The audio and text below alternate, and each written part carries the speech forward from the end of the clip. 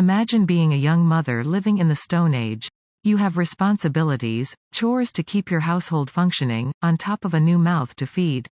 You and your partner need help around the generational farm, but with your hands full breastfeeding your infant son, there are few things you can do to help. Your mother-in-law tells you that you should be nursing your child for at least 3 seasons, but your sister and her husband's family a village over has been feeding her children goat's milk through a small pot with a spout. No new parent would be found far from a bottle or sippy cup in their house. The same for Neolithic parents. Small unglazed vessels like these were found buried in child and infant burials located in Bavaria. Previously thought to be used to nurse the elderly and ill, recent discoveries show evidence of cow or goat milk when samples were ran through mass spectrometry. As during this time archaeological evidence points to Neolithic people raising dairy animals to consume milk in the forms of either cheese or probiotic yogurt.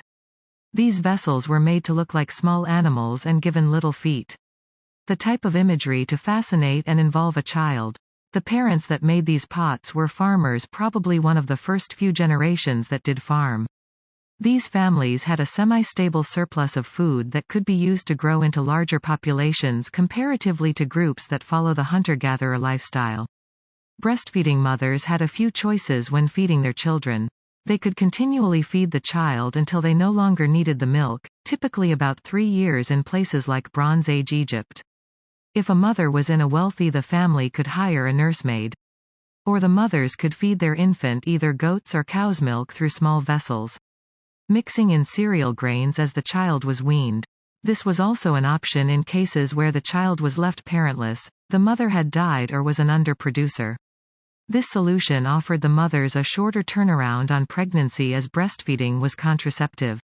But the downside of feeding the children with these bottles was the unglazed nature of the vessels.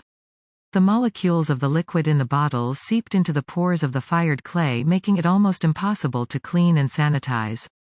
This lets bacteria grow and contaminate the milk. Let alone the fact that goat and cow's milk is made for kids and calves in mind, not human infants.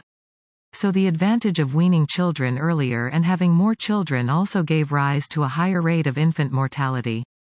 And gave archaeologists clues to uncovering the mystery of how ancient mothers fed their babies.